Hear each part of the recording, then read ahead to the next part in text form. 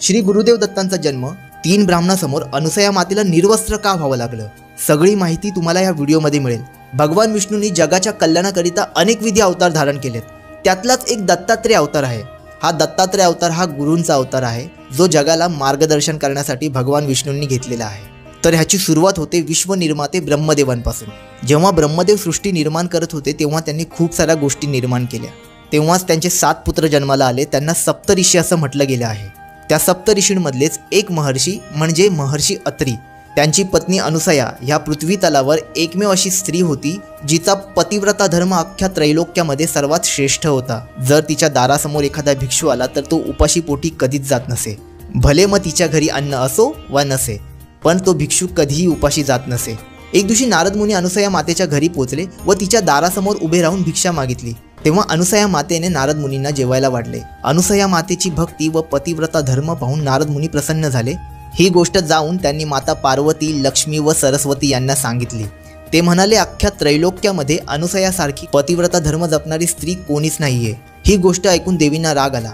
देवी म्हणाल्या, नारद मुनी तुम्ही आमचा अपमान करत आहात, आम्ही देखील आमच्या पतींची सेवा मनोभावे करतो, याचा अर्थ हे नाही की आम्ही आमचा पतिव्रता धर्म जपत नाही। त्यानंतर देवी चिंताग्रस्त होऊन भगवान विष्णू, महादेव व ब्रह्मदेवाकडे गेले व त्यांना अशा म्हणाल्या की तुम्ही जाऊन अनुसयाची सत्व परीक्षा घ्या व ती खरंच पतिव्रता धर्म जपते की काही ढोंग करते याचं उघड करा।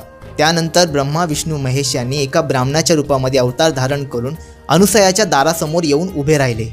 त्या ब्राह्मणांनी अनुसया मातेला आवाज दिला व म्हणाले की आम्हाला खूप जास्त भूक लागली आहे, तुझ्या घरी काही खाण्यासाठी आहे का? त्यावर अनुसया मातेने त्यांना घरात घेऊन बसायला पाठ दिला व जेवणाची तयारी केली। पण त्या ब्राह्मणांनी मात्र एक अट घातली, आम्ही आणलेल्या वस्तूंपासूनच तुला जेवण बनवावं लागेल। व त्यांनी सोबत आणलेली एक झोळी अनुसया मातेच्या हातात दिली। अनुसया मातेने जेव्हा ती झोळी उघडून पाहिली तेव्हा त्यात दगड माती होती। हे सगळं पाहून ती आश्चर्यचकित झाली, पण तिने चिंता न करता देवाची प्रार्थना केली। तेव्हा त्या दगडमातीचे रूपांतर शिजवलेल्या अन्नामध्ये झाले। हे जेवण घेऊन ती ब्राह्मणाकडे गेली तेव्हा ब्राह्मण आश्चर्यचकित झाले, आम्ही तर झोळीमध्ये दगडमाती भरून आणलेली, ह्याचं अन्न कसं तयार झालं? मग त्यांनी विचार केला की हिची अजून कठोर परीक्षा घेऊया, म्हणून त्यांनी अजून एक अट घातली।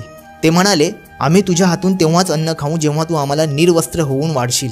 हे मात्र ऐकून तिच्या पायाखालची जमीन सरकली व तिने ब्राह्मणांकडून थोडा वेळ मागितला। चिंताग्रस्त होऊन ती आपल्या पती महर्षी अत्री यांच्याकडे आली व त्यांना सगळी घटना सांगितली। तेव्हा महर्षी ऋषी म्हणाले, हे तिन्ही ब्राह्मण कोणी साधारण ब्राह्मण नसून नक्कीच देव आहेत। त्यांनी अनुसया मातेला एक कमंडल दिले, त्याच्यामध्ये गंगाजल होते। त्यांनी सांगितले, हे गंगाजल घे व तिन्ही ब्राह्मणांच्या अंगावर शिडपून तू तुझे कार्य संपूर्ण कर। अनुसया मातेने ते गंगाजल तिन्ही देवांच्या अंगावर शिडपले तेव्हा एक चमत्कार झाला। त्या तिन्ही देवांचे रूपांतर लहान बालकांमध्ये झाले। उपाशी पोटी असल्यामुळे ते तिघेही जण रडायला लागले। त्यावेळेस अनुसया मातेने त्यांना स्तनपान देऊन त्यांचे पोट भरले। ही गोष्ट जेव्हा माता लक्ष्मी, पार्वती व सरस्वती यांना कळाली तेव्हा ते अनुसयाच्या घरी आले व तिची माफी मागितली। त्या म्हणाल्या, खरंच तुझा पतिव्रता धर्म खूप श्रेष्ठ आहे, तू आम्हाला माफ कर व कृपया करून आमच्या देवांना मूळ रूपात परत आण। अनुसया मातेने ते गंगाजल पुन्हा त्यांच्या अंगावर शिंपडले तेव्हा ब्रह्मा, विष्णू, महेश पुन्हा त्यांच्या मूळ रूपात आले। ब्रह्मा, विष्णू व महेश अनुसया मातेवर खूप जास्त प्रसन्न झाले व तिला म्हणाले, बोल तुला काय पाहिजे? तेव्हा ती म्हणाली, माझ्या पोटी तुम्ही तिघांनी जन्म घ्यावा अशी माझी इच्छा आहे। त्यानंतरच पुढे ब्रह्मदेवाच्या अंशामधून चंद्र, महादेवांच्या अंशामधून ऋषी दुर्वासा आणि भगवान विष्णूच्या अंशामधून श्री दत्तात्रेय यांनी जन्म घेतला। हे तिघेही एकवटून श्री दत्तगुरु महाराज ह्या पृथ्वी तलावर अवतरले। त्यांचा जन्म झाला तेव्हा मार्गशीर्ष महिन्यातली पौर्णिमा होती, म्हणूनच आपण मार्गशीर्ष महिन्यातल्या पौर्णिमेला दत्त जयंती साजरी करतो। जर तुम्हाला असेच मराठी सनातनी फॅक्ट्स बघायचे असतील तर नक्की सबस्क्राईब करा। श्री गुरुदेव दत्त।